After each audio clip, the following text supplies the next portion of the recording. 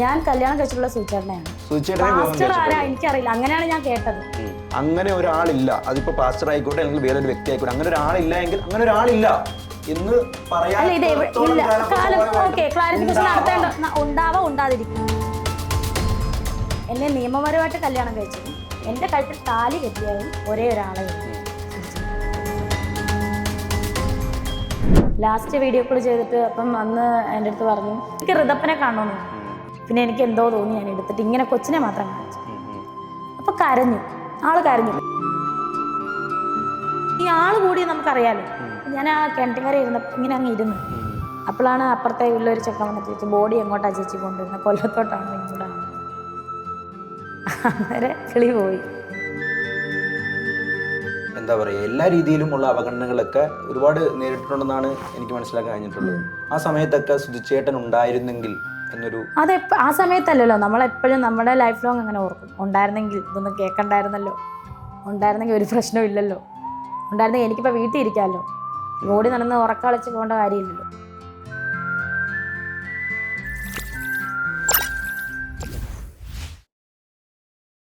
Hello hi നമസ്കാരം, it's me Shivakanth സിംബറുവ. Welcome back to another episode of Mindscape. അനശ്വരനായ കലാകാരൻ കൊല്ലം സുധിയുടെ പ്രിയപത്നി, തൊട്ടതെല്ലാം വിവാദങ്ങൾ, ഇന്ന് സോഷ്യൽ മീഡിയയിലെ സെൻസേഷൻ. പ്രിയപ്പെട്ട രേണു ചേച്ചിയാണ് നമ്മുടെ ഒപ്പം ഉള്ളത്. കൂടെ ആൽബങ്ങളിലൊക്കെ ജോഡിയായിട്ട് അഭിനയിക്കുന്ന നമ്മുടെ ഏറെ പ്രിയപ്പെട്ട പ്രതീക്ഷുമുണ്ട്. രണ്ടുപേർക്കും പ്രോഗ്രാമിലേക്ക് സ്വാഗതം. ചേച്ചി, എങ്ങനെയുണ്ട് ഇപ്പം ജീവിതമൊക്കെ? എങ്ങനെ പോകുന്നു? ജീവിതമൊക്കെ നല്ല രീതിയിൽ പോകുന്നുണ്ട്. അറിയുന്നുണ്ടല്ലോ എല്ലാം അറിയുന്നുണ്ട്. അതായത് നമ്മുടെ മറ്റ് ഒരുപാട് ചേച്ചിയുടെ ഞാൻ ഇൻ്റർവ്യൂകൾ കണ്ടിട്ടുണ്ട്. അതിൽ നിന്നും വ്യത്യസ്തമായിട്ട് ചേച്ചിയുടെ ജീവിതത്തിലേക്ക് പോകാമെന്നാണ് നമ്മൾ ഈ ഒരു പോഡ്കാസ്റ്റിലൂടെ നമ്മൾ ഉദ്ദേശിക്കുന്നത്. ആരാണ് ശരിക്കും രേണു സുധി? എവിടെയാണ് ജനിച്ചത്? ഞാൻ ജനിച്ചത് കോട്ടയം ജില്ലയിലാണ്. ആശുപത്രിയുടെ പേര് പറയണം? ആശുപത്രിയുടെ പേര് അല്ല, ജനിച്ചെവിടാന്ന് ചോദിച്ചാൽ വീട്ടിലല്ല, ആശുപത്രിയിലാണ്. സ്വാഭാവികം. പേര് എനിക്ക് അറിയത്തില്ല. അവിടെയാണ് ജനിച്ചത്. അച്ഛന്റെ പേര് തങ്കച്ചൻ PG. തങ്കച്ചൻ. അമ്മ കുഞ്ഞുഞ്ഞമ്മ. നിങ്ങൾ എത്ര മക്കളായിരുന്നു? രണ്ടുപേര്, ചേച്ചി ഞാൻ. അപ്പൊ എങ്ങനെയായിരുന്നു ലൈഫ്? അച്ഛൻ എന്തായിരുന്നു ചെയ്യുന്നത്? അച്ഛൻ ഈ കമ്പിയുടെ ഒക്കെ പണി, മറ്റേ കോൺട്രാക്ട് വർക്ക് എടുത്തിട്ട് ചെയ്യണമായിരുന്നു. അതായത് മേസ്ത്രിപ്പണിയായിരുന്നു? അത് മേസ്ത്രി എന്ന് പറയാൻ പറ്റില്ല, കമ്പിയുടെ മാത്രമുള്ള വർക്ക്. കമ്പിയുടെ മാത്രം, വാർക്കപ്പണി മാത്രം. അതായിരുന്നു പണ്ട്. ആൾക്ക് പണിക്ക് പോകാൻ പറ്റില്ല. അമ്മ എന്തെങ്കിലും ചെയ്യുന്നുണ്ടായിരുന്നോ? അമ്മയ്ക്ക് അങ്ങനെ പ്രത്യേകിച്ച് ജോലിയൊന്നുമില്ല, ഒന്നും ചെയ്യുന്നൊന്നുമില്ലായിരുന്നു. അപ്പൊ എങ്ങനെയായിരുന്നു ജീവിതമൊക്കെ ചെറുപ്പകാലത്തിൽ? ജീവിതം സാധാരണ പിള്ളേരെ പോലെ ചെറുപ്പകാലത്ത് ജീവിച്ചു. അതല്ല ഞാൻ ചോദിക്കുന്നത്, സ്വാഭാവികമായിട്ടും ഒരു കൂലിപ്പണി ചെയ്യുന്ന ഒരു കുടുംബമാണ്. അതെ, തീർച്ചയായിട്ടും ഇടത്തരം കുടുംബമായിരുന്നു. തീർച്ചയായിട്ടും അങ്ങനെ തന്നെയാണ്. നല്ല കഷ്ടപ്പെട്ട് തന്നെയാണ് പഠിപ്പിച്ചു വളർത്തിയത്. ചേച്ചിയുടെ പഠനത്തെ തുടർന്ന് നമുക്ക് വീടൊക്കെ വിറ്റായിരുന്നു ആ സമയത്ത്. പിന്നെ അത് തൊട്ട് വാടകയ്ക്കായിരുന്നു ഭയങ്കരമായിട്ട്. ഞാൻ +1 തോന്നുന്നു വിറ്റായിരുന്നു. അപ്പൊ ചേച്ചി നഴ്സിംഗ് ഒക്കെ കഴിഞ്ഞു. അപ്പോഴും നമ്മളത് വീടൊന്നും വാങ്ങിച്ചിട്ടില്ലായിരുന്നു. പിന്നെ വാടകയ്ക്കായിരുന്നു ലൈഫ്.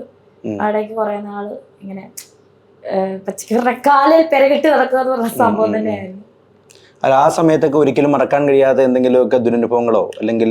ആ സമയത്തെന്ന് പറഞ്ഞാൽ നല്ല കഷ്ടപ്പാടൊക്കെ തന്നെ ഉണ്ടായിരുന്നത്. ഇപ്പൊ നമ്മൾ ഒത്തിരി വർഷമായില്ല, ഇപ്പൊ എനിക്ക് 33 വയസ്സായി. കുറെ വർഷം മുന്നിട്ടാണ്. സാമ്പത്തിക പ്രതിസന്ധികളും കാര്യങ്ങളൊക്കെ ഉണ്ടാവുമല്ലോ, ഉറപ്പല്ലേ. പഠനം എവിടെയായിരുന്നു നടത്തിയത്? പഠനം ഞാൻ +2 കഴിഞ്ഞിട്ട് നഴ്സിംഗിന് പോയായിരുന്നു. പക്ഷെ അത് നമുക്ക് സെറ്റ് ആകത്തില്ലെന്ന് പറഞ്ഞിട്ട് അവിടെ നിർത്തി കഴിഞ്ഞിട്ട് പിന്നെ ഒരു ഡിപ്ലോമയ്ക്ക് പോയായിരുന്നു, അത് നിർത്തി. +2 എന്ന് പറഞ്ഞല്ലോ, +2 ആ സമയത്തൊക്കെ ഏതെങ്കിലും പ്രണയങ്ങളോ അങ്ങനെ എന്തെങ്കിലും ഒക്കെ അനുഭവങ്ങളോ? +2 സമയത്തൊന്നും. ഇപ്പോഴും ഇനി എന്നെ കാണാൻ കൊള്ളൂന്നല്ല ഞാൻ പറഞ്ഞേ, ആ സമയത്ത് എന്നെ കാണാൻ ഒരു പട്ടിയെ തിരിച്ചു നോക്കത്തില്ല. അല്ല, ഇപ്പൊ കാണാനും മോശമൊന്നുമല്ല. സ്വന്തമായിട്ട് അങ്ങനെ ഒരു അഭിപ്രായം ഉണ്ടോ? ഞാൻ മോശമാണ് എന്നൊരു സ്വന്തമായിട്ടൊരു അഭിപ്രായം ഉണ്ടോ? അല്ല, എന്നെ നേരിട്ട് കാണുന്ന ആരും ഞാൻ മോശമാണെന്ന് പറഞ്ഞിട്ടില്ല. പക്ഷേ ക്യാമറയുടെ പല ആംഗിളിൽ കൂടെ എടുക്കുമ്പോൾ പലർക്കും ഓന്തായിട്ടും പല്ലിയായിട്ടും അരണയായിട്ടും ഒക്കെ തോന്നാറുണ്ട്. അതൊക്കെ എങ്ങനെയാ നോക്കി കാണുന്നത്? അത്തരത്തിലുള്ള കമന്റ് പറയുന്നതിനോടൊക്കെ എന്താ പറയാനുള്ളത്? ഞാൻ നേരിട്ട് നല്ല സുന്ദരിയാണ്, എനിക്ക് നല്ല കോൺഫിഡൻസ് ഉണ്ട്. എന്നെ നേരിട്ട് കാണുന്നവർക്കും അവർക്കറിയാം ഞാൻ സുന്ദരിയാണെന്ന്. അത് തന്നെ എനിക്ക് പറയാനുള്ളൂ. അല്ലാതെ ഇത്തരത്തിൽ കമന്റ് ചെയ്യുന്നവർക്ക് രൂക്ഷമായിട്ടൊരു മറുപടി കൊടുക്കാൻ ഉദ്ദേശിക്കുന്നില്ല. എന്തിനാണ് അവരവരുടെ ഫ്രസ്ട്രേഷൻ തീർക്കുന്നു, നമ്മുടെ കാര്യം പറയുന്നു, അത്രേ ഉള്ളൂ. അപ്പൊ നമ്മൾ പറഞ്ഞുകൊണ്ടിരുന്നത് സ്കൂൾ കാലഘട്ടം. അന്നേരം അത് ഇപ്പൊ കാണാൻ കൊള്ളത്തില്ലല്ലോ, അപ്പൊ നമുക്ക് വൺ വേ പ്രണയമൊക്കെ ഉണ്ടാവുമല്ലോ, അങ്ങനെയൊക്കെ ഉണ്ടായിട്ടുണ്ട്. ഇപ്പൊ ഓർത്തർ പിന്നെ ആ ചെറുക്കനൊക്കെ പറഞ്ഞു അവൻ ഇവിടെ വന്ന് തല്ലാനാണ്. അല്ലെങ്കിൽ പോലും നമുക്ക് അത് ഒന്ന് റിവീൽ ചെയ്യും എങ്ങനെയായിരുന്നു ആ പ്രണയം. അല്ല, അത് ഇതുവരെ ചേച്ചി വെളിപ്പെടുത്ത, അതായത് നമ്മുടെ ഈ പ്രോഗ്രാം തന്നെ നമ്മൾ ഉദ്ദേശിക്കുന്ന ചേച്ചി ഇതുവരെ വെളിപ്പെടുത്താത്ത കാര്യങ്ങൾ ഞങ്ങൾക്ക് വേണ്ടി വെളിപ്പെടുത്തുക, അതാണ് നമ്മുടെ ഉദ്ദേശം. ചെക്കന്റെ പേരൊന്നും പറയുന്നില്ല. ഭയങ്കര ഇഷ്ടമായിരുന്നു ആ കുട്ടി. എന്തുവാ നല്ലതായിട്ട് പഠിക്കുന്നതായിരുന്നു, ഒരുമിച്ച് പഠിക്കുന്നത്. ആ ചെറുക്കൻ നന്നായിട്ട് പഠിക്കും. പേര് വേണേ എന്തെങ്കിലും മാറ്റി പറഞ്ഞ അജീഷ് പി പിന്നോ സുമേഷ് കെയർന്നോ അങ്ങനെ പറഞ്ഞോ. അത് ലാസ്റ്റ് അവനോട് ഞാൻ പറഞ്ഞായിരുന്നു, ഈ കല്യാണം കഴിച്ചു കഴിഞ്ഞിട്ട് ഞാൻ പറഞ്ഞായിരുന്നു, ഒരു ഇടയ്ക്ക് മിണ്ടി വന്ന് പറഞ്ഞായിരുന്നു. അപ്പൊ ആ ചെക്കൻ ചിരിക്കണ്. അപ്പൊ ആ ചെക്കൻ കല്യാണമൊക്കെ കഴിച്ചാൽ തോന്നുന്നു, +2 പഠിച്ചിരുന്നു. ചെക്കനെ എനിക്ക് ഭയങ്കര ഇഷ്ടമാണ്. ഇങ്ങനെ നോക്കിയിരിക്കുവായിരുന്നു ആ ചെക്കൻ അങ്ങോട്ടും ഇങ്ങോട്ടൊക്കെ പോകുമ്പോ, അതായത് ലീഡറായിരുന്നേ. എന്നിട്ട് ചെക്കൻ അവിടെ ഇല്ലാത്ത ചെക്കന്റെ ബാഗൊക്കെ എടുത്തിട്ട് ഉമ്മയൊക്കെ ആ ചെക്കൻ അങ്ങോട്ട് പോകുമ്പോളേ, ആരും ക്ലാസ്സിലൊന്നും ഇല്ലാത്തപ്പം ചെന്ന് ഞാൻ എന്റെ കൂട്ടുകാരിക്ക് അറിയായിരുന്നു. അവനെന്ന് പറഞ്ഞാൽ എനിക്ക് ഭയങ്കര സംഭവം. എന്നിട്ട് നമ്മളിങ്ങനെ എണ്ണത്തില്ല ഗ്രൂപ്പൊക്കെ തിരിക്കാൻ എണ്ണുമ്പോഴത്തേനും ഞാൻ തലക്കെ എണ്ണ കൊണ്ടുവന്നിട്ടുണ്ട് ജോർജി. പേര് കിട്ടി. അൺഎക്സ്പെക്ടഡ്ലി പുതിയ ബ്രേക്കിംഗ് ന്യൂസ്. ജോർജി താങ്കൾ ഇപ്പോൾ എവിടെയാണ്? ജോർജി എവിടെയാണെന്ന് എനിക്കറിയില്ല. ജോർജി ഇപ്പൊ കല്യാണം കഴിച്ച ഫാമിലി ഒക്കെ ആയിട്ടുണ്ട്. ജോർജിയുടെ ഞാൻ ബാക്കി പറഞ്ഞാൽ ചിലപ്പോ അവൻ അറിയാം. അല്ല, ചിലപ്പോ ഇത് കഴിയുമ്പം ജോർജി ചിലപ്പോ ഒരു മെസ്സേജ് അയക്കാനോ ഒക്കെ സാധ്യതയുണ്ട്. ജോർജി സോറി കേട്ടോ, അറിയാതെ വായിന്ന് വന്നു. അപ്പൊ ജോർജിന്റെ അടുത്ത് ഭയങ്കര ഇഷ്ടമായിരുന്നു. സ്കൂൾ കാലമല്ലേ, ജോർജി വൈഫൈ പിണങ്ങൊന്നും പോകരുത്, എനിക്ക് ഇവരെവിടെയാണെന്ന് പോലും എനിക്കറിയാം. അല്ല, നിങ്ങള് സത്യത്തിൽ അത് കഴിഞ്ഞ് ആ ചെക്കനെ എന്നെ മിണ്ടിയിട്ട് പോലും, ആ ചെക്കൻ എന്നെ കണ്ണിന് കാണല്ല, ഞാൻ ഇങ്ങനെ നോക്കിയിരിക്കും. ഇങ്ങനെ നോക്കിയിരിക്കും ചെക്കൻ. അപ്പൊ വൺ വേ ആയിരുന്നു. പിന്നല്ലാണ്ട് അതല്ലേ ഞാൻ പറഞ്ഞ വൺ വേ ആയിരുന്നു. കൊള്ളൂലല്ലോ. ജോർജി കാണാൻ നന്നായിരിക്കണം, പ്രണയിക്കാൻ എന്നൊരു അങ്ങനെ ഒരു അഭിപ്രായം ഉണ്ടോ? ഇല്ലായിരുന്നു. അല്ല, ചേച്ചിയാണ് ഇപ്പൊ അങ്ങനെ ഒരു പ്രസ്താവന നടത്തിയത്. അതായത് എന്നെ കാണാൻ മോശമായതുകൊണ്ടാവാം എന്ന് ചിന്തിക്കുമ്പം, അപ്പൊ ഈ കാണാൻ ഭംഗിയില്ലാത്തവർക്കൊന്നും കാമുകന്മാരും ഭർത്താക്കന്മാരും അല്ലെങ്കിൽ ഇങ്ങനെയുള്ളവരുണ്ടാവരുതെന്നാണ് എന്റെ കാര്യം. ഞാൻ അന്ന് ചിന്തിച്ച കാര്യമാണ്. ഇന്ന് എനിക്ക് 10-33 വയസ്സായി. അന്ന് എത്ര വയസ്സുണ്ട്? 10-17-18 വയസ്സിലെ കാര്യമല്ലേ പറയുന്നത്. അല്ല, എങ്കിൽ പോലും ഇപ്പൊ ചേച്ചി 33 വയസ്സാണെങ്കിലും 17-കാരിയായിട്ട് അഭിനയിക്കുന്നുണ്ട്, 18-കാരിയായിട്ട് അഭിനയിക്കുന്നുണ്ട്. അത് ഗോഡ്സ് ഗ്രേസ്. അതായത് നമ്മുടെ ബോഡിക്ക് എന്തും ചേരും, ഡ്രസ് ആണെങ്കിലും അതൊക്കെ ഒരു ദൈവകൃപ എന്നേ ഞാൻ പറയുന്നുള്ളൂ. ഒത്തിരി താങ്ക്സ് ദൈവമേ. അപ്പൊ നമ്മൾ വിഷയത്തിലേക്ക് വരുന്നുണ്ട്. ജോർജി, അപ്പൊ നമ്മളിങ്ങനെ ഇപ്പൊ ആദ്യം പയ്യെ നമ്മള് വീട്ടിൽ നിന്നും പയ്യെ സ്കൂളിലേക്ക് എത്തി. ഇനി സ്കൂളിൽ നിന്നും അതൊന്നുമല്ല. അപ്പോ സ്കൂൾ കാലഘട്ടത്തിലേക്കായപ്പോ നമ്മൾ ജോർജി വരെ എത്തിയിട്ടുണ്ട്. ചോദിക്കാൻ വരുന്നുണ്ട്. പ്രതീഷ് ബ്രോയിലേക്ക് എത്തുന്ന സമയം ആയിട്ടില്ലല്ലോ. ഇനിയിപ്പോ ചേച്ചിയുടെ വിവാഹ ജീവിതം, അങ്ങനെയുള്ള ഇത് കാര്യങ്ങള് എല്ലാം വരുന്ന സമയത്ത് പ്രതീഷ് ബ്രോയിലേക്ക് എത്തുന്ന സമയമാകുമ്പോ, ആൽബത്തിന്റെ സമയമാകുമ്പോൾ പ്രതീഷ് ബ്രോയിലേക്കും കൂടെ എത്തി അത് നമ്മളിവിടെ എത്തിക്കും. ഇപ്പം ചേച്ചിയുടെ പോട്ടെ, ബാക്കി +2 കാലഘട്ടം കഴിഞ്ഞു, ജോർജിയും കഴിഞ്ഞു. ജോർജിയുടെ ഇത്രേ ഉള്ളോ? വേറെ എന്തെങ്കിലും ഇല്ല? ജോർജ് കഴിഞ്ഞ് നഴ്സിംഗിലേക്ക് പോയി. എന്താ നഴ്സിംഗ് എന്ന് പറയുന്നത്? എന്താ എന്തോ അത്തരത്തിലുള്ള എന്തോ ഒരു ഓർമ്മ ചേച്ചിക്ക് വന്നിട്ടുണ്ടോ? അല്ല, പ്രണയം മാത്രമല്ല, നഴ്സിംഗിൽ ഉണ്ടായ ദുരനുഭവങ്ങളും പറയാം, നല്ല അനുഭവങ്ങളും പറയാം, എന്ത് വേണമെങ്കിലും പറയാം, എന്തും പറയാം. നമുക്ക് പഠിക്കാൻ ഈസി ആയിരുന്നു. ഫണ്ടമെന്റലോ അതും മൈക്രോബയോളജി ഒക്കെ നല്ലതായിട്ട് മാർക്കൊക്കെ കിട്ടി. ഫസ്റ്റ് ഇയർ GNM ആയിരുന്നു, ജനറൽ നഴ്സിംഗ് ആയിരുന്നു. അന്ന് ഇങ്ങനെ പറഞ്ഞപ്പോ ആരോണ്ട് കമന്റ് ഇട്ടു, ഹ്യൂമാനിറ്റീസ് പഠിച്ചവർക്ക് അത് പറ്റത്തില്ല. ആര് പറഞ്ഞു പറ്റത്തില്ല? GNM അന്നത്തെ പണ്ടത്തെ, ഞങ്ങളൊക്കെ എത്ര വർഷമായി, 10-18 വർഷം ബാക്കാന്ന് തോന്നല്ലേ, എനിക്ക് തോന്നുന്നു, എനിക്ക് ഓർമ്മയില്ല. എന്തായാലും അന്ന് GNM പഠിക്കായിരുന്നു ഹ്യൂമാനിറ്റീസുകാർക്ക്. ഞാൻ അതാണ് പഠിച്ചത്. അപ്പം അവിടെ ചെന്നിട്ട് ഇങ്ങനെ പഠിച്ചപ്പോഴൊക്കെ ഈസി ആയിരുന്നു. പക്ഷെ ഹോസ്പിറ്റൽ ഡ്യൂട്ടി നാരായണ ഹൃദയ എന്ന് പറഞ്ഞ ഹോസ്പിറ്റലായിരുന്നു ബാംഗ്ലൂര്. അത് വന്നപ്പോ ഈ ഹാർട്ടൊക്കെ ഇങ്ങനെ തുറന്നു വെച്ചൊക്കെ ഇങ്ങനെ കണ്ടപ്പോ പണി പാടി എങ്ങനെയും വീട്ടിൽ പോകാന്നുള്ള ചിന്ത. ബ്ലഡ് ഒന്നും കാണാൻ പറ്റില്ല, അന്നേരം സീനാണ്. ഒരു രക്ഷയില്ല, കൂടുതൽ നേരം പിടിച്ചിരിക്കാൻ പറ്റില്ല. പപ്പാ എന്ന് മതിയായി നിർത്തുക എന്ന് പറഞ്ഞു. അതിനുശേഷം ഡിപ്ലോമ പഠിച്ചു. അതെവിടെയാ പഠിച്ചത്? അത് കോട്ടയത്ത് ഗ്ലോബൽ ഇൻസ്റ്റിറ്റ്യൂഷൻ. അത് ആ ഇൻസ്റ്റിറ്റ്യൂഷനെ ഇപ്പൊ ഇല്ലെന്ന് തോന്നുന്നു. ഇൻസ്റ്റിറ്റ്യൂഷനെ പൂട്ടിച്ചു അവിടെ പോയി അല്ലേ? ഇൻസ്റ്റിറ്റ്യൂഷനെ പൂട്ടിച്ചിട്ടാണ് അവിടെ നിന്ന് ഇറങ്ങിയത്. പിന്നെ എന്താണ് ഏവിയേഷൻ. ഏവിയേഷൻ പഠിച്ചുകൊണ്ടിരിക്കുമ്പോഴാണ് പിന്നെ സുചേട്ടനുമായിട്ട് പരിചയപ്പെടുന്നത്. അതാണ്. സുധിച്ചേട്ടൻ എങ്ങനെയാണ് ലൈഫിലേക്ക് കടന്നു വരുന്നത്? എവിടെ വെച്ചാണ് കാണുന്നത്? അല്ല, അതിനു മുമ്പ് ഞാൻ ചോദിക്കട്ടെ, എല്ലാവർക്കും ഒരു സംശയമുള്ളൊരു കാര്യമാണ്. രേണു സുധി ഇതിനു മുമ്പ്, അതായത് സുധിച്ചേട്ടനെ വിവാഹം കഴിക്കുന്നതിന് മുമ്പ് മറ്റൊരു വിവാഹം നടന്നിട്ടുണ്ടോ? അതിനെപ്പറ്റി ഇപ്പം എന്താ പറയാ, അങ്ങനെ കുറെ ആരോപണങ്ങൾ വരുന്നുണ്ട്. അതിനെക്കുറിച്ച് ഇപ്പം മനസ്സ് തുറക്കാൻ പറ്റുന്ന ഒരു സമയമാണ്, അതുകൊണ്ടാണ് ചോദിക്കുന്നത്. കാരണം ഒരുപാട് കമന്റുകളായിട്ടും ഒരുപാട് എന്താ പറയുക, സോഷ്യൽ മീഡിയ ബുള്ളിങ്ങിലെല്ലാം ഒരുപാട് കാണുന്നുണ്ട്.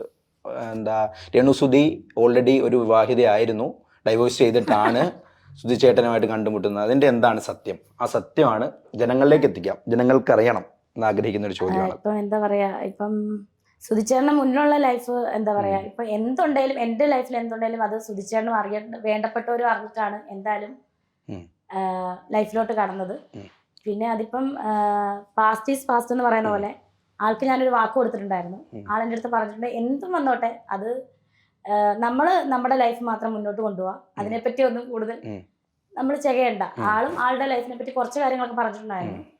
സോ എനിക്ക് അങ്ങനെ ഒരു ആരോപണങ്ങളെയൊക്കെ എനിക്കിപ്പോ ഒന്നും അതിനെ പ്രതികരിക്കാൻ പറ്റത്തില്ല. കാരണം ഞാൻ പറയാം, എന്നെ നിയമപരമായിട്ട് കല്യാണം കഴിച്ചതും എന്റെ കഴുത്തിൽ താലി കെട്ടിയതും ഒരേ ഒരാളെ ഉള്ളൂ, സുധിച്ചേട്ടൻ. അങ്ങനൊന്നും ഇല്ലായിരുന്നു. അങ്ങനെ ഒരു ആരോപണം അല്ല ഞാൻ ചോദിക്കുന്നത്. അതായത് ഞാൻ ഒരു കാര്യം പറയട്ടെ, അതായത് നിലവിൽ അത്തരത്തിലൊരു ആരോപണം ഇങ്ങനെ എന്താ പറയാ, മുകളിൽ ഇങ്ങനെ ഒരു തുറച്ചു നോക്കുന്ന പോലെ നിൽക്കുമ്പോൾ അതിന് കൃത്യമായിട്ടൊരു മറുപടി കൊടുത്ത് അതിന് എന്താ, കാരണം എന്തിനും കൃത്യമായ മറുപടി തരുന്ന ആളാണ് രേണു സുധി എന്നുള്ള ഒരു ബോധ്യം എനിക്കുണ്ട്. കാരണം കൃത്യമായിട്ട് അറിയാവുന്നതുകൊണ്ട് ഞാൻ പറഞ്ഞതാണ്. ഞാൻ താങ്കളുടെ ഇന്റർവ്യൂസ് ഒക്കെ കാണാറുണ്ട്, കണ്ടിട്ടുമുണ്ട്. അപ്പം അതുകൊണ്ടാണ് ഞാൻ ചോദിക്കുന്നത്, കൃത്യമായിട്ട് താങ്കൾക്ക് മറുപടി പറയാനുള്ള ഒരു അവസരമാണ്. ഇനി അങ്ങനെ ഒരു ചോദ്യം വരരുത്. കാരണം ഈ അടുത്ത് ഞാനൊരു ഇന്റർവ്യൂ കണ്ടു. താങ്കൾ എന്താ പറയാ, മാരേജിന്റെ സർട്ടിഫിക്കറ്റ് വരെ എടുത്ത് കാണിച്ചുകൊണ്ട്, താങ്കളുടെ അക്കൗണ്ടിന്റെ ഡീറ്റെയിൽസ് വരെ കാണിച്ചുകൊണ്ട് താങ്കൾ കൃത്യമായിട്ട് പ്രതികരിച്ച ഒരാളാണ്. അപ്പോൾ ഇത്തരത്തിൽ സ്ട്രെയിറ്റ് ആയിട്ട് ഒരു ചോദ്യത്തിന് ഇങ്ങനെ ഒളിഞ്ഞും മറിഞ്ഞും ഒരു ഉത്തരം പറയാതെ കൃത്യമായിട്ട് ഒരു ഉത്തരം പറയാൻ എന്ന് പറയുന്ന ഒരാളെ ഞാൻ അങ്ങനെ ആരെയും ഞാൻ കല്യാണം കഴിച്ചിട്ടില്ല. ഇല്ല. അപ്പം ഞാൻ കല്യാണം കഴിച്ചിട്ടുള്ള സുധിച്ചേട്ടനെയാണ്. സുധിച്ചേട്ടനെ വിവാഹം കഴിച്ചിട്ടുള്ളൂ. എനിക്കറിയില്ല, അങ്ങനെയാണ് ഞാൻ കേട്ടത്.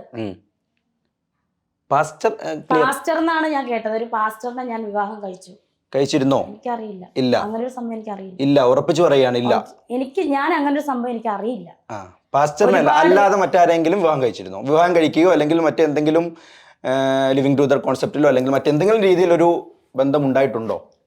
അതല്ല ഞാൻ പറഞ്ഞു, എന്നെ വിവാഹം കഴിച്ച സുധിച്ചേട്ടൻ മാത്രമാണ്. അത് ഓക്കെ, അത് ഒറ്റ കൺക്ലൂഷനിൽ അതൊരു ഒറ്റ സ്റ്റേറ്റ്മെന്റ് ആയിട്ട് നമുക്ക് ഉത്തരം കിട്ടി. അങ്ങനെ പറയാൻ പറ്റത്തുള്ളൂ. അല്ല, തൽക്കാലം അങ്ങനെ പറയാൻ പറ്റുള്ളൂ എന്ന് പറഞ്ഞാൽ അങ്ങനെ പറയുമ്പോഴാണ് ഇതിനകത്ത് ഒരു സംശയം ജനിക്കുന്നത്. സംശയം ജനിക്കും. കാരണം അത് ഇപ്പൊ തൽക്കാലം ഞാൻ പറയുന്നില്ല. ആ ചോദ്യത്തിൽ ഒന്ന് കുഴങ്ങിപ്പോയ പോലെ തോന്നുന്നു. ഇത്ര നേരം നല്ല ഓണായിട്ടിരുന്നിട്ട് ഇപ്പോ ഒന്ന് ജസ്റ്റ് ഒന്ന്. ഇല്ലില്ല, അതല്ല, അത് കുറച്ച് കാര്യങ്ങളുണ്ട്, അതുകൊണ്ടാണ്. അതിപ്പം നമുക്കത് ക്ലാരിഫിക്കേഷൻ നടത്താൻ പറ്റില്ല, അതുകൊണ്ടാണ്. നടത്താൻ പറ്റാത്ത ചോദ്യമാണ്. നമുക്ക് വ്യക്തമായിട്ട് പറയാണ്, ഞാൻ പിന്നീട് അത് ക്ലാരിഫിക്കേഷൻ ആയിട്ട് വരും. അതായത് ഉണ്ട്, എന്തോ ഉണ്ട്. ഞാൻ കല്യാണം കഴിച്ചിട്ടില്ല, പക്ഷെ എന്നെ ആരും താലിയും കെട്ടിട്ടില്ല, സുധിച്ചേട്ടൻ അല്ലാണ്ട് ആരും ഈ ലിവിംഗ് ടുഗദറും ഇല്ലായിരുന്നു. പക്ഷെ അതിന്റെ എന്തെങ്കിലും ക്ലാരിഫിക്കേഷൻ ഉണ്ടെങ്കിൽ ഞാൻ മുന്നോട്ട് അത് പറയുന്നതായിരുന്നു. ഇപ്പൊ അത് പറയാൻ അവിടെ ഇവിടെയും തൊടാത്ത രീതിയിലാണല്ലോ ഉത്തരം. എന്നാലും ഉത്തരം പറഞ്ഞല്ലോ. അത് ഉത്തരമായിട്ടില്ല. ഇല്ല, എനിക്ക് സാധാരണ എന്ത് ചോദ്യത്തിനും കൃത്യമായിട്ട് മറുപടി തരുന്ന രേണു സുധിയിൽ നിന്നുള്ള, രേണു ചേച്ചിയിൽ നിന്നുള്ള ഉത്തരം എനിക്ക് കിട്ടിയിട്ടില്ല. ഞാനത് ക്ലാരിഫിക്കേഷൻ നടത്തും പിന്നീട് നടത്തും. ഓക്കെ. അപ്പൊ അതിനുശേഷം കുറച്ച് കാര്യങ്ങളുണ്ട്, അതും കൂടെ എനിക്ക് ഇത് ആരാണ്, എന്താണ്, എവിടുന്നാണെന്ന് എനിക്കും അറിയണം. എന്നിട്ടേ ഞാനത് ക്ലാരിഫിക്കേഷൻ പറയത്തുള്ളൂ. ഇത് എവിടുന്ന് ഉത്ഭവിച്ചതാണെന്ന് എനിക്കും അറിയണം, അത് ഞാൻ കണ്ടുപിടിക്കും. ആ വ്യക്തിയിൽ നിന്നാണോ ഇനി ഉത്ഭവിച്ചത്? എനിക്കറിയില്ല ആ വ്യക്തി ഏതാ. എനിക്ക് അങ്ങനെ ഒരു പാസ്റ്റർ എന്ന് പറഞ്ഞാൽ എനിക്ക് അറിയില്ല. എന്തായാലും ഞാനത് കണ്ടുപിടിക്കുന്നുണ്ട്. കണ്ടുപിടിച്ചിട്ട് ഞാൻ ക്ലാരിഫിക്കേഷൻ എനിക്ക് എന്ത് ചോദിച്ചാലും എനിക്കൊരു ക്ലാരിഫിക്കേഷൻ. ഓക്കെ, ഞാൻ ആ ചോദ്യം ഈ ഒരൊറ്റ ക്വസ്റ്റ്യൻ മാർക്കും കൂടി ഞാൻ അവസാനിപ്പിക്കാം. അങ്ങനെ ഒരാളില്ല, അതിപ്പോ പാസ്റ്റർ ആയിക്കോട്ടെ അല്ലെങ്കിൽ വേറൊരു വ്യക്തി ആയിക്കോട്ടെ, അങ്ങനെ ഒരാളില്ല എങ്കിൽ അങ്ങനെ ഒരാളില്ല എന്ന് പറയാത്തോളം കാലം അപ്പൊ പക്ഷെ അതിനകത്ത് ഉണ്ടാവാം എന്നൊരു ധ്വനിയാണ് കൂടുതൽ വരുന്നത്. കൂടുതൽ വന്നോട്ടെ, എന്തായാലും ഞാനത് പിന്നീട് പറയുമല്ലോ. ഓക്കെ. അപ്പോ എന്തായാലും എന്റെ ലൈഫിലെ ഏറ്റവും ഇഷ്ടപ്പെട്ട കാര്യം സുധിച്ചേട്ടനും മൂത്ത മോനും അവരുടെ വീട്ടുകാർക്കും അറിയാം. സോ എനിക്കിപ്പോ അത് എന്റെ പേഴ്സണൽ കാര്യം ഇപ്പൊ എനിക്ക് പബ്ലിക് ആക്കണമെന്നില്ല. അവരെ അറിഞ്ഞുകൊണ്ടേ ഉള്ളൂ എല്ലാം മുന്നോട്ട് പോയിട്ടുള്ളൂ. അപ്പം സുധിച്ചേട്ടനെ എങ്ങനെയാണ് പരിചയപ്പെടുന്നത്? സുധിച്ചേട്ടനെ സ്റ്റാർ മാജിക്, അതായത് തമാർപടാറിലെ സുബീഷ് കിന്നസ് എന്ന് പറയുന്ന ആളെന്റെ ഫ്രണ്ടായിരുന്നു, സ്ക്രിപ്റ്റ് റൈറ്റർ. അപ്പം ആളാണ് എന്നെ പരിചയപ്പെടുത്തിയത്, നമ്പറൊക്കെ തന്നത്. എന്നിട്ട് വാട്സാപ്പിലൊക്കെ മെസ്സേജ് അയച്ചു. അങ്ങനെ എന്താ പറയാ DP നോക്കിയപ്പം കിച്ചുവിന്റെ DP, സൂചിയുടെ DP, അങ്ങനെ ഇതാരാ അപ്പോൾ അറിയുന്നത് മകനാന്നറിയുന്നത്. പിന്നെ സംസാരിച്ച് വന്നപ്പോൾ ആൾക്ക് വൈഫ് ഇല്ലാന്ന് പറഞ്ഞു. അപ്പൊ എനിക്ക് ഭയങ്കര വിഷമമായി. പിന്നെ ഞങ്ങൾ സംസാരിച്ച് കുറെ അധികം അടുത്തു. ഒരുപാട് നാളൊന്നും ആയിട്ടില്ല. അല്ല ചോദിക്കുന്നത്, സുധിച്ചേട്ടന്റെ ആ സമയത്ത് ലീഗലി സെപ്പറേറ്റഡ് ആയിരുന്നു രണ്ടുപേരും? ലീഗലി ഞാൻ പറയട്ടെ, ലീഗലി സപ്പോർട്ട് എന്ന് പറഞ്ഞാൽ സോറി ലീഗലി സെപ്പറേറ്റഡ് ആയിരുന്നു. സെപ്പറേറ്റഡ് എന്ന് പറഞ്ഞാൽ ലീഗലി കല്യാണം കഴിച്ചാലേ ലീഗലി സെപ്പറേറ്റഡ് ആവത്തുള്ളൂ. ലീഗലി വിവാഹം കഴിച്ചിട്ടില്ല? ഇല്ല. ആൾ എന്നെ മാത്രമേ ലീഗലി അപ്പൊ ജസ്റ്റ് ഒന്ന് താലി കെട്ടിയത് മാത്രമേ ഉള്ളൂ അമ്പലത്തിൽ? അത് എനിക്കറിയില്ലല്ലോ. എനിക്ക് 2016 തൊട്ടേ സൂചന അറിയത്തുള്ളൂ. ആ 2016 മുന്നുള്ള കാര്യം ഞാൻ എങ്ങനെ അറിയുന്നത്? ആള് പറഞ്ഞുള്ള അറിവല്ലേ ഉള്ളൂ. മനസ്സിലായി? 2016 ആ കാലത്തിലാണ് എനിക്ക് ഡിസംബർ മാസം തൊട്ടേ. പറഞ്ഞിട്ടുണ്ടോ എന്തെങ്കിലും പഴയ എന്തെങ്കിലും? അവര് വേറെ കല്യാണം കഴിച്ചു പോയി. ഇപ്പൊ അവര് മരണപ്പെട്ടു. അവരെ പറ്റി ഇപ്പൊ നമ്മള് സ്ത്രീ മരണപ്പെട്ടു. അത് 5 വർഷം കഴിഞ്ഞു. ഓക്കെ. എന്നിട്ട് സുചേട്ടനെ എങ്ങനെ മെസ്സേജ് അയച്ചു. അങ്ങനെ കുറച്ച് ദിവസം കൊണ്ട് ആള് എന്താ പറയാ എൻ്റെ അടുത്ത് ചോദിച്ചു, എന്നെ എൻ്റെ കുഞ്ഞിനെ കാണാൻ വരുമോ? അപ്പം ഞാൻ പറയട്ടെ, ഇവൻ നിന്റെ അമ്മയാണെന്ന് പറയട്ടെ എന്ന് ചോദിച്ചപ്പോൾ ഞാനിപ്പോൾ ഒന്നും നോക്കിയില്ല, ഓക്കെ പറയാമെന്ന് പറഞ്ഞു. അങ്ങനെ എന്നെ വിളിച്ചോളൂ എന്ന് പറഞ്ഞു. അങ്ങനെ ഇവരെ രണ്ടും കാണാൻ പോയി. അങ്ങനെ കിച്ചു ആണ് ആദ്യമായിട്ട് കാണുന്നത്. ശ്വാസ് എറണാകുളം വൈറ്റില അബിന്റെ അടുത്ത ശ്വാസം എന്ന് പറയുന്നത്. അവിടെ സുചേട്ടനും ഉണ്ടായിരുന്നു ആദ്യമായിട്ട്. അല്ല, അവിടെ ഉണ്ടായിരുന്നു അവര് ഷൂട്ടുമായിട്ട് ബന്ധപ്പെട്ട്. അപ്പൊ അങ്ങോട്ട് പോയി കണ്ടു. പിന്നെ അന്ന് അവരുമായിട്ട് ഭയങ്കരമായിട്ട് എന്താ പറയാ, പുറത്തൊക്കെ പോയി ഭയങ്കര സന്തോഷമായിരുന്നു അന്ന്. അങ്ങനെ പിന്നീട് ഓരോ മാസവും വീട്ടിൽ കള്ളം പറഞ്ഞ് കാണാൻ പോകുമായിരുന്നു. ഇടയ്ക്ക് സുചേട്ടൻ ഒറ്റയ്ക്ക് വരുമായിരുന്നു, ഇടയ്ക്ക് കിച്ചുമായിട്ട് വരുമായിരുന്നു. പ്രണയം ആരാ ആദ്യം പറയുന്നത്? സുചേട്ടൻ തന്നെ. ഇഷ്ടമാണ്. വാട്സാപ്പിലൂടെ പറയുവാണോ അതോ കോൾ ചെയ്ത് പറയുമായിരുന്നു? ഇഷ്ടമാണ്, കല്യാണം കഴിക്കാന്ന് പറഞ്ഞു. അതിനുശേഷം വീട്ടിൽ വല്ല എതിർപ്പോ കാര്യങ്ങളോ അങ്ങനെ ഉണ്ടായിരുന്നോ? ആദ്യം കേട്ടപ്പോ അവർക്ക് വലിയ കുട്ടിയല്ലേ എന്നൊക്കെ പറഞ്ഞു. അപ്പം പിന്നെ ഞാൻ കാര്യങ്ങൾ പറഞ്ഞു, എനിക്ക് ഇവരില്ലാതെ പറ്റില്ല, കിച്ചുവും സുചേട്ടനും ഇല്ലാണ്ട് പറ്റില്ല. ഞാൻ അവർക്ക് വാക്ക് കൊടുത്തു. രണ്ടുപേരെയും ഒരുമിച്ചല്ലേ സ്നേഹിക്കുന്നത്? അതായത് സുധിച്ചേട്ടനെ മാത്രമല്ല, രണ്ടുപേരും ഒരുമിച്ച് കാണുന്നു, രണ്ടുപേരുടെ സ്നേഹം ഒരേപോലെ. അതെ. അന്ന് അങ്ങനെയായിരുന്നു. ഇന്നും ഇപ്പൊ സുചേട്ടൻ പോയല്ലോ, സുചേട്ടൻ്റെ ഉള്ള സ്നേഹം നമുക്ക് ഇപ്പൊ കാണിക്കാൻ പറ്റൂലല്ലോ. സുചേട്ടൻ ആളില്ല. പക്ഷെ കിച്ചുവിനെ അന്ന് കണ്ട പോലെ തന്നെ ഇന്നും കാണും. വലിയൊരു വിടവ് തന്നെയല്ലേ സുചേട്ടന്റെ? അതെ. അത് അന്നത്തെ ദിവസം ഓർത്തെടുക്കാൻ പറ്റുമോ? അന്ന് മരണപ്പെട്ട ദിവസം തലേന്ന് പോയത് പറ്റും. അത് എങ്ങനെയാണെന്ന്? അത് അന്ന് ഞാൻ എന്റെ പപ്പ അന്ന് വിളിച്ചിരുന്നോ? ഒന്ന് കോൾ ചെയ്തിരുന്നോ? ലാസ്റ്റ് വീഡിയോ കോൾ ചെയ്തിട്ട് അപ്പം അന്ന് എൻ്റെ അടുത്ത് പറഞ്ഞു, പല്ലുവേദനയാവട്ടെ, ഒന്ന് എന്നെ ഒന്ന് നോക്കാൻ പറഞ്ഞു. അപ്പം ഞാൻ എനിക്ക് അറിയത്തില്ലായിരുന്നു പല്ല്. പക്ഷെ പിറ്റേ ദിവസം ഡെഡ് ബോഡി കണ്ടപ്പോഴാണ് ഞാൻ അറിഞ്ഞത് ഇവിടെ ഒരു നീര് കണ്ടത്. അപ്പം ഞാൻ അങ്ങോട്ട് പറഞ്ഞു, പിന്നെ ഇയാൾക്ക് പല്ലുവേദന ചുമ്മാ പറയില്ല. അപ്പം കറക്റ്റ് ആ സമയത്ത് ഋതുവിന് ഇളയാൾക്ക് പല്ലിന് ഇത്ര നീര്, രണ്ടുപേർക്കും ഒരുപോലെ നീര് വന്നു. അപ്പം ഞാൻ പറഞ്ഞു, പിന്നെ നിങ്ങൾക്ക് എന്ത് പല്ലുവേദന? കൊച്ചിനാ പല്ലുവേദന, ഒന്ന് വേഗം വായോ, എന്താ പ്രോഗ്രാം കണ്ടിട്ട് വരാത്ത, വേഗം വായോ എന്ന് ഞാൻ പറഞ്ഞു. അപ്പം എൻ്റെ അടുത്ത് പറഞ്ഞു, ഞാൻ പേയ്മെൻ്റ് ഒക്കെ ഒന്ന് സെറ്റ് ചെയ്യാവട്ടെ, ഞാൻ പെട്ടെന്ന് വരാം, നീ ഒന്ന് കോൾ എടുക്കാൻ പറഞ്ഞു. പിന്നെ ചുമ്മാ പറയല്, ചേട്ടൻ എനിക്ക് തോന്നുന്ന വേറെ വർക്കിന് പോകാനായിരിക്കും, കള്ളം പറയാമെന്ന് പറഞ്ഞു. അപ്പം എനിക്ക് പെട്ടെന്ന് വരണമെന്നുള്ള ചിന്തയായിരുന്നു. അപ്പം ആള് നീ ഒന്ന് കോൾ എടുക്കാൻ പറഞ്ഞുകൊണ്ടിരിക്കും. അപ്പം ഞാൻ കിടന്നു. എൻ്റെ ഒരു സിസ്റ്റർ ഉണ്ടായിരുന്നു, അവളും ഉണ്ടായിരുന്നു. വേറെ ആരും വീട്ടിലില്ല, അവരെല്ലാം ഹോസ്പിറ്റൽ. പപ്പാക്ക് കൂടുതലായിട്ട് എല്ലാവരും ഹോസ്പിറ്റലിലായിരുന്നു, ഒരു ഓപ്പറേഷൻ കഴിഞ്ഞു. അപ്പൊ സുചേട്ടൻ എൻ്റെ അടുത്ത് പറഞ്ഞു, ആവട്ടെ നമുക്ക് നാളെ വെളുപ്പിനെ വന്ന് എന്നെ ഒന്ന് വാവട്ടേനെ വിളിക്കത്തുള്ളൂ, വാവട്ടെ നമുക്ക് നാളെ വെളുപ്പിനെ വന്നിട്ട് എന്നെ ഒന്ന് ഹോസ്പിറ്റലിൽ കൊണ്ടുപോകണം, പിന്നെ പപ്പായെ നമുക്ക് പോയി കാണണം, കുഞ്ഞിനെയും കൊണ്ടുപോകണം, അങ്ങനെ പറഞ്ഞു. ഞാൻ അങ്ങനെ ചെയ്യാന്ന് പറഞ്ഞു. അപ്പം സുചേട്ടൻ അപ്പം എൻ്റെ അടുത്ത് പറഞ്ഞു, ലാസ്റ്റ് ഒരു 12 മണിയോടെ ആ സമയമാണെന്ന് തോന്നുന്നു, എനിക്കൊന്ന് വീഡിയോ കോൾ ചെയ്യാം. അവര് കേറാൻ പോവാ, ബിനിച്ചേട്ടനും മഹേഷ് കുഞ്ഞുമോനും ഡ്രൈവറും സുചേട്ടനും അതിനു മുമ്പാണ് ഇറങ്ങാൻ പോകും. ഞാൻ ചേച്ചി ഇറങ്ങുന്നില്ല എന്ന് ചോദിച്ചു. ഞാൻ വിളിച്ചോണ്ടിരിക്കും. അപ്പൊ അവർക്ക് അറിയാം കോള് വരുമ്പോ ഈ ഞാനിങ്ങനെ അലാറം വെച്ചിട്ടാണ് വിളിക്കുന്നത്. 15 മിനിറ്റ്. സുചേട്ടൻ തിരുവനന്തപുരത്തായിരുന്നു അല്ലേ? തിരുവനന്തപുരത്താണോ കൊച്ചിയിലായിരുന്നു? വടക്കാഞ്ചേരിയിലല്ല, കയ്പമംഗലത്തായിരുന്നു. അപ്പൊ ആളെന്റെ അടുത്ത് പറഞ്ഞു, ഒന്ന് വീഡിയോ കോൾ ചെയ്യാൻ പറ്റില്ല, എനിക്കറിയില്ലല്ലോ മരിച്ചു പോവാന്ന്, പറ്റില്ല എന്ന് പറഞ്ഞു. അപ്പൊ എന്നോട് ചോദിച്ചു, എന്താ പറ്റാത്ത? ഞാൻ പറഞ്ഞു, ചേട്ടൻ ഇങ്ങോട്ട് വരുമല്ലേ, പിന്നെ എന്തിനാ, ഞാൻ ഉറങ്ങും, കൊച്ചുറങ്ങും, എനിക്ക് കുഞ്ഞിനെ കാണുമെന്ന് പറഞ്ഞു. അവസാനമായിട്ട് പറഞ്ഞത് എനിക്ക് ഋതപ്പനെ കാണുമെന്ന് പറഞ്ഞു. ഞാൻ പറഞ്ഞു, ചേട്ടൻ ഇങ്ങോട്ടല്ലേ വരുന്നത്, എന്തിനാ ഋതപ്പനെ കാണാൻ വാശി പിടിക്കണം, ഞാൻ എടുക്കില്ല, എനിക്ക് ഉറക്കം വരുന്നു. പിന്നെ ഇങ്ങനെ വീഡിയോ കോൾ ചെയ്തു കുറെ കട്ട് ചെയ്ത്, പിന്നെ എനിക്ക് എന്തോ തോന്നി, ഞാൻ എടുത്തിട്ട് ഇങ്ങനെ കൊച്ചിനെ മാത്രം കാണിച്ചു. അപ്പൊ കരഞ്ഞു, ആള് കരഞ്ഞു, നന്നായിട്ട് കരയും. അതായത് ഇപ്പൊ 2-3 ദിവസത്തിൽ കൂടുതൽ മാറി നിന്ന ആള് വീഡിയോ കോൾ ചെയ്താൽ കരയുന്നു. അപ്പൊ എനിക്കങ്ങനെ സ്വാഭാവികമായിട്ടൊന്നും തോന്നി. മനസ്സത്രയും ഒരു നിഷ്കളങ്കമായിട്ടുള്ള മനസ്സല്ല. സത്യമാണ്, നിഷ്കളങ്കനായിരുന്നു. അപ്പൊ ആള് കരഞ്ഞപ്പോ ഞാൻ ചോദിച്ചു എന്തിനിങ്ങനെ കരയുന്നതെന്ന് ചോദിച്ചപ്പം എൻ്റെ അടുത്ത് പറഞ്ഞു, നീ എന്നെ ഒന്ന് നോക്ക്, നിന്നെ ഒന്ന് കാണട്ടെ എന്ന് പറഞ്ഞപ്പോ ഞാൻ ഇങ്ങനെ വെച്ചിട്ട് പിന്നെ എന്നെ കാണാൻ ഒന്ന് പോയെന്ന് പറഞ്ഞു. അപ്പൊ ആള് പറഞ്ഞു ഒന്ന് നോക്കുവാവട്ടെ, എൻ്റെ ഇവിടെ വേദനയാണെന്ന് പറഞ്ഞു. ഞാൻ ജസ്റ്റ് ഇങ്ങനെ നോക്കിയിട്ട് സാറില്ല നാളെ ഹോസ്പിറ്റലിൽ കൊണ്ടുപോയിട്ടോ, വേഗം വായെന്ന് പറഞ്ഞു. ഞാൻ കട്ട് ചെയ്തിട്ട് കിടന്നു. അതായിരുന്നു ലാസ്റ്റ് പറഞ്ഞൊരു വാക്കുണ്ട്, കിച്ചു വന്നോന്ന് ചോദിച്ചു. ഞാൻ പറഞ്ഞു അവനിപ്പോ പുറത്ത് പോയിക്കായിരുന്നു കൂട്ടുകാരുടെ കൂടെ. ആ ടൈമിൽ എന്തോ പാർട്ടി എന്തോ ഉണ്ടായിരുന്നു, പോയേക്കുമായിരുന്നു. അവൻ വന്നിട്ടില്ല. അവൻ വരുമ്പോൾ വെളുപ്പിന് 5 മണിയാകുമ്പോൾ എന്നെ വന്ന് ചങ്ങനാശ്ശേരിയിൽ നിന്ന് കൂട്ടിക്കൊണ്ട് പറഞ്ഞ കുഞ്ഞിനെ എടുക്കണ്ട, ആര്യമ്മ ഉണ്ടല്ലോ, ആര്യമ്മ ഉണ്ടല്ലോ, കുഞ്ഞിനെ എടുക്കണ്ട, അപ്പം നമുക്ക് നീയും കിച്ചും കൂടെ വന്ന് കൊണ്ടുവരിക. അപ്പം എന്തുവാ പറയാ, ഞാൻ അവിടെ കാണും, ഡ്രൈവർ ഇവിടെ പന്തളോ ആ ഭാഗത്തെങ്ങാണ്ടുള്ള ഡ്രൈവർ, അങ്ങനെ കണ്ടൊരു പത്തനംതിട്ടയിലും കണ്ട. അപ്പൊ ആളുടെ അടുത്ത് പറയും ചങ്ങനാശ്ശേരിയിലാക്കാന്ന് പറഞ്ഞു. 5 മണിയാകുമ്പോൾ ഞാൻ കൃത്യം വരും, നിങ്ങൾ അവിടെ വന്ന് കാറിൽ വന്ന് എന്നെ കൂട്ടിക്കൊണ്ട് വരികയെന്ന് പറഞ്ഞു. അപ്പം പറഞ്ഞു ശരിയെന്ന് പറഞ്ഞു. ഞാൻ വെച്ചു.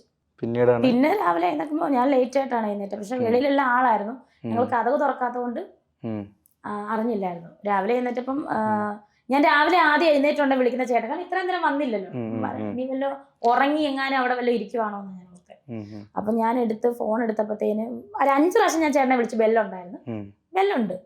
ഞാൻ ഇനി ഉറക്കറി, ഞാനൊരു 100 വിളി വിളിച്ചാലും ചിലപ്പം ബെല്ലടിച്ചാൽ എടുക്കത്തില്ല. ഉറങ്ങുവാണെങ്കിൽ ആൾ ഉറങ്ങി തന്നെ ഇരിക്കും. പിറ്റേ ദിവസമായിരിക്കും ഇത് കാണുന്നത്. അപ്പൊ ഞാൻ വഴക്ക് പറയും. അപ്പൊ 5 പ്രാവശ്യം വിളിച്ചിട്ട് എനിക്ക് മടുത്ത്. ഞാൻ നോക്കിയപ്പോ തന്നെ വേറെ മിസ് കോളുകൾ ഇങ്ങനെ വന്നോണ്ടിരിക്കും. ഇത് എന്താ സംഭവം എന്ന് എനിക്കറിയത്തില്ല. അപ്പൊ ഒരു ലോക്ക്ഡൌൺ ടൈമിൽ ഒരു പ്രശ്നം ഉണ്ടായിരുന്നു ഫേസ്ബുക്ക്. അപ്പൊ ഇനി അതാണോ എന്തോ, കാരണം ഇങ്ങനെ ആൾക്കാർ വിളിച്ചോണ്ടിരിക്കുക. ഞാൻ ഒരു കോൾ എടുത്തപ്പോ ചേട്ടത്തിയാണ്, സുചേട്ടന്റെ ചേട്ടന്റെ വൈഫ്. രേണു സുധി എന്ത് ചെയ്യുന്ന ചോദിച്ചു. സുചേട്ടൻ വടക്കാഞ്ചേരി പ്രോഗ്രാമിന് പോയി എന്ന് പറഞ്ഞു. അല്ല അവിടെ ഇല്ലേ? ഞാൻ പറഞ്ഞില്ല. അപ്പൊ മനസ്സിലായി, എനിക്ക് മനസ്സിലായിട്ടില്ല, അറിഞ്ഞിട്ടില്ല. അവരപ്പം കോള് കട്ട് ചെയ്തു. പിന്നെ ഇങ്ങനെ കോള് വന്നപ്പോ എന്തോ ഡൗട്ട് അടിച്ച് വെളിയിൽ ഇറങ്ങിയപ്പോ അതിന് മുന്നേ ഞാൻ കിച്ചുവിനെ തട്ടി വിളിച്ചു. എങ്ങനെയല്ലോ ഒന്ന് എഴുന്നേക്കട, അച്ഛൻ എന്തോ പറ്റിയിട്ടുണ്ടെന്ന്. അപ്പൊ നമ്മുടെ വിചാരം ഇനി കയ്യോ കാലോ വല്ലോ ഇടിച്ചോ, അത്രേ നമ്മൾ ചിന്തിക്കത്തില്ല, മരിച്ചത് ചിന്തിക്കത്തില്ലോ. വെളിയിൽ ഇറങ്ങിയിട്ട് ഞാൻ ചോദിക്കണം, ആള് കൂടിയപ്പോ ഞാൻ ചോദിക്കണം ബിനുചേട്ടന് എന്തെങ്കിലും പറ്റിയോ, ബിനുചേട്ടൻ ഓക്കെ ആണോ. സുചേട്ടനെ പറ്റി ഞാൻ ചോദിക്കുന്നില്ല, സുചേട്ടൻ സേഫ് ആണല്ലോ. ബിനുചേട്ടൻ എന്തെങ്കിലും പറ്റിയോ, കൂടുതൽ മഹേഷിന് എന്തെങ്കിലും പറ്റിയോ എന്നാണ് ഞാൻ അയൽവ വണ്ടി ആക്സിഡന്റ് ആയെന്ന് ആ സമയത്ത് മനസ്സിലാക്കുന്നു. ആ സമയത്ത് ഒരു അമ്മ വന്നിട്ടെടുത്തത് അവര് ഒന്നുമില്ലടി. ഞാൻ വെച്ചു എന്ത് പറ്റി, ആളെല്ലാം കൂടിയത് എന്താ സംഭവം. അതൊരു കോളനി പോലത്തെ ഭാഗമായിരുന്നു, കോളനി ഭാഗമായിരുന്നു ഞങ്ങള് വാടകയ്ക്ക് താമസം. അപ്പൊ ആളെല്ലാം അങ്ങ് തൊട്ട് ഇങ്ങനെ ലൈനായിട്ട് നിൽക്കുക. അപ്പൊ എന്തോ പ്രശ്നം ഉണ്ടായിട്ടില്ല. അപ്പൊ ഞാൻ ചോദിച്ചു എന്തേലും പറ്റിയോ സുചേട്ടന്, പറ്റിയ എന്താണ്. അപ്പൊ അപ്പുറത്തെ ഞാൻ ചോദിക്കുന്നുണ്ട് ഓരോ വീട്ടിലും കയറി. അപ്പൊ അവര് പറഞ്ഞു അപ്പൊ 24 ഒക്കെ അങ്ങ് മാറി നിൽക്കുവാണ്. ഐശ്വര്യ വന്ന് സ്റ്റാർ മാജിക്കില് അവളുടെ അടുത്ത് പറഞ്ഞു ഇവര് അറിഞ്ഞിട്ടില്ല, രേണു ഒന്നും അറിഞ്ഞിട്ടില്ല, നിങ്ങൾ ഇവിടെ നിൽക്ക്, നമുക്ക് നോക്കാം, സിറ്റുവേഷൻ നോക്കിയിട്ട് വന്നാൽ മതി പറഞ്ഞു. അപ്പം എന്റെ അടുത്ത് പറഞ്ഞു ഇത്രയും ജനങ്ങളെ കണ്ടപ്പോ എന്നിട്ടുണ്ടാവട്ടെ. പക്ഷെ എന്നിട്ട് സുധിച്ചേട്ടനൊന്നും പറ്റിയെന്ന് എനിക്ക് തോന്നുന്നില്ല. ചെറിയ അപ്പൊ ഓടി വന്നിട്ട് പറഞ്ഞ സുധിക്കൊക്കെ അവര് പോയ കാറ് ചെറുതായിട്ടൊന്ന് മറിഞ്ഞ്, പിന്നെ സുധിച്ചാണ്ട് 2 കാലും ഒന്ന് ഒടിഞ്ഞു, അത്രേ ഉള്ളെന്ന് പറഞ്ഞു. അപ്പൊ ഓക്കെ ആന്ന് ഞാൻ ഓർത്ത്. എന്നിട്ടും ഈ ആള് കൂടി നമുക്കറിയാലോ. ഞാൻ ആ കിണറ്റുകാരെ ഇങ്ങനെ അങ്ങ് ഇരുന്ന്. അപ്പോഴാണ് അപ്പുറത്തെ വീട്ടിലൊരു ചെക്കൻ വന്നിട്ട് ചേച്ചി ബോഡി എങ്ങോട്ടാ ചേച്ചി കൊണ്ടുവരുന്നത്, കൊല്ലത്തോട്ടാണോ ഇങ്ങോട്ടാണോ. അന്നേരം കിളി പോയായിരുന്നു. അപ്പോഴായി ബോഡി എങ്ങോട്ടാ കൊണ്ടുവരുന്നത്. അപ്പം എനിക്ക് അപ്പോഴാണ് കിളി പോയത്. ഇത് പെട്ടെന്ന് ഒരു ചിന്തയില് അപ്പം ഞാനെന്തോ വീട്ടിലിടുന്ന ഡ്രസ്സ് എന്തോ ആണ് ഇട്ട, ഒരു ചെറിയൊരു ഡ്രസ്സാണ്. അപ്പം ഞാൻ അപ്പോഴാണ് ആൾക്കാരെല്ലാം കൂടി നിൽക്കുന്നുണ്ട്. പിന്നെ അകത്തോട്ടുകൂടി തിരിച്ചിറങ്ങിയപ്പം 24 ആളുമെല്ലാം വരുമായിരുന്നു. പിന്നെ ആ സമയത്തൊന്നും ഓർമ്മയില്ല. കുറച്ച് കാര്യങ്ങളെ വിട്ടു ഓർമ്മയുള്ളൂ ആ സമയം, ആ ദിവസം. അതിനുശേഷം പിന്നീട് എനിക്ക് തോന്നുന്നു അതിനുശേഷമാണ് സത്യം പറഞ്ഞാൽ രേണുസുധി എന്ന് പറയുന്ന വ്യക്തിയെ കൂടുതൽ ജനങ്ങൾ അറിയാൻ തുടങ്ങിയത് അല്ലേ? അതുവരെ അത്ര അതിനുശേഷമല്ല, കുറെ ഇന്റർവ്യൂസ് ഒക്കെ വന്നിട്ടുണ്ടായിരുന്നു. അത് കുറെ നാൾ കഴിഞ്ഞിട്ടാണ്. അതിനുശേഷമാണ് രേണു സുധിച്ചേട്ടൻ്റെ വൈഫ് എന്നുള്ള ഇതിൽ അറിയപ്പെട്ടത്. പിന്നെ കൂടുതലും ഇങ്ങനെ എന്താ പറയുക നെഗറ്റീവ്സും കാര്യങ്ങളൊക്കെ വന്നുകൊണ്ടിരുന്ന ഈ അഭിനയത്തിലേക്ക് കടന്നപ്പോഴാണ്. എന്നിട്ട് പോലും അത്രയില്ലായിരുന്നു. പക്ഷെ ഒരു റീലിലൂടെയാണ് ഭയങ്കരമായിട്ട് എയറിലായതും ഇങ്ങനെ ഈ രേണുസുധി എന്ന് മാത്രം ഇങ്ങനെ എടുത്തിട്ട് ഓരോ കണ്ടന്റ് ആക്കുന്നതും ആ കാര്യങ്ങൾ ഒരു റീലിലൂടെയാണ് ഇത്രയായത്. ഇപ്പോഴും ലൈഫിൽ നമ്മൾ ഒരുപാട് പ്രതിസന്ധികൾ നേരിടും, കളിയാക്കലുകൾ നേരിടും, ഇകഴ്ത്തലുകൾ ഉണ്ടാവും, എന്താ പറയുക, എല്ലാ രീതിയിലുമുള്ള അവഗണനകളൊക്കെ ഒരുപാട് നേരിട്ടിട്ടുണ്ടെന്നാണ് എനിക്ക് മനസ്സിലാക്കാൻ കഴിഞ്ഞിട്ടുള്ളത്. ആ സമയത്തൊക്കെ സുധിച്ചേട്ടൻ ഉണ്ടായിരുന്നെങ്കിൽ എന്നൊരു അതെ, ആ സമയത്തല്ലല്ലോ, നമ്മളെപ്പോഴും നമ്മുടെ ലൈഫ് ലോങ് അങ്ങനെ ഓർക്കും. ഉണ്ടായിരുന്നെങ്കിൽ ഇതൊന്നും കേൾക്കണ്ടായിരുന്നല്ലോ, ഉണ്ടായിരുന്നെങ്കിൽ ഒരു പ്രശ്നമില്ലല്ലോ, ഉണ്ടായിരുന്നെങ്കിൽ എനിക്കിപ്പോൾ വീട്ടിൽ ഇരിക്കാമല്ലോ, ഓടി നടന്ന് ഉറക്കളിച്ച് പോകേണ്ട കാര്യമില്ലല്ലോ. ഇപ്പൊ സത്യം പറഞ്ഞ ഒരു ഏണിങ്സിന് വേണ്ടിയാണ് ഈ ബുദ്ധിമുട്ടുന്നതും ഫസ്റ്റ് ടൈം ഞാൻ ഏണിങ്സിന് വേണ്ടിയിട്ട് തന്നെയാണ്. പിന്നെ നമ്മളൊരു പാഷൻ ഇല്ലാതെ നമുക്കൊന്നും ചെയ്യാം. ഏത് ജോലിയാണ് താല്പര്യം ഇല്ലാതെ നമുക്ക് അല്ലെങ്കിൽ ഒരു പാഷനായിട്ട് അത് മാറിക്കഴിഞ്ഞു. ഏണിങ്സ് വേണ്ടി തന്നെയാണ്. അപ്പൊ ഞാൻ ചോദിക്കുന്നത് ഈ കൊല്ലം സുധിച്ചേട്ടൻ ഉണ്ടായിരുന്ന സമയത്ത് ഒരു എന്താ പറയാ, എനിക്ക് തോന്നുന്നു സ്റ്റാർ മാജിക്കിൽ ഒരു ഇന്റർവ്യൂവിൽ പങ്കെടുത്തിട്ടുണ്ടെന്ന് തോന്നുന്നു. അല്ലാതെ വേറൊരു പൊതു ഫംഗ്ഷനിലോ അല്ലെങ്കിൽ ഒരു റിയൽസിലോ ഒരിടത്തും നമ്മൾ രേണുസുധിനെ കണ്ടിട്ടില്ല. അല്ല, ഞാൻ ടിക്ടോക്ക് ഒക്കെ ചെയ്യുമായിരുന്നു. റീൽസ് ചെയ്യാത്ത എന്റെ ഫോണിൽ തന്ന ഇത് ഇൻസ്റ്റാഗ്രാം. എനിക്ക് ഇതിനെ പറ്റി ഒന്നും അറിയില്ലായിരുന്നു. ഇപ്പൊ അന്ന് അറിയത്തില്ല. ഇപ്പൊ ഇൻസ്റ്റാ പറഞ്ഞാൽ ഞാൻ മാത്രമേ ഉള്ളൂ. അന്ന് എനിക്ക് ഒന്നും അറിയില്ലായിരുന്നു. ഇപ്പൊ കിച്ചു പറയാം, അമ്മയുടെ ടിക്ടോക്ക് കണ്ട് ഇൻസ്റ്റാഗ്രാംകാർ പോലും അമ്മയ്ക്ക് ഇൻസ്റ്റാഗ്രാം തരത്തില്ലെന്ന് തോന്നുന്നു റീൽ ചെയ്യാന്ന് പറയാം. എന്റെ ഫോണിനെ സപ്പോർട്ട് ചെയ്യത്തില്ലായിരുന്നു. അങ്ങനെ സൂചിച്ചേട്ടന്റെ ബർത്ത്ഡേയുടെ അന്ന് ഒരു ഫോൺ സെക്കൻഡ് ഫോൺ എടുത്ത് തന്നിട്ടുണ്ട്. ഇൻസ്റ്റാഗ്രാമിൽ നീ ഇന്നോട്ട് റീൽ ചെയ്തോളാൻ പറഞ്ഞു. അങ്ങനെ മെയ് 19 മരിക്കുന്നതിന് കുറച്ച് ദിവസം മുന്നേ മെയ് 19 എനിക്ക് പിന്നെ റീലിൽ തുടങ്ങാൻ സുധിച്ചേട്ടൻ തന്നെ അതും തുടങ്ങി തരുന്നത്. എല്ലാവരും നിമിത്തമായിരിക്കും അല്ലേ. അത് കഴിഞ്ഞ് മെയ് 19 ജൂൺ 5 മരിച്ചു. മെയ് 19 ആളുടെ ബർത്ത്ഡേ ആയിരുന്നു. അന്നാണ് മെയ് 19 ആ മരിച്ച സമയത്തെ കാര്യമാണ്. അന്നാണ് ഞാൻ ഫോൺ മേടിക്കുന്ന റീല് തുടങ്ങുന്നത്.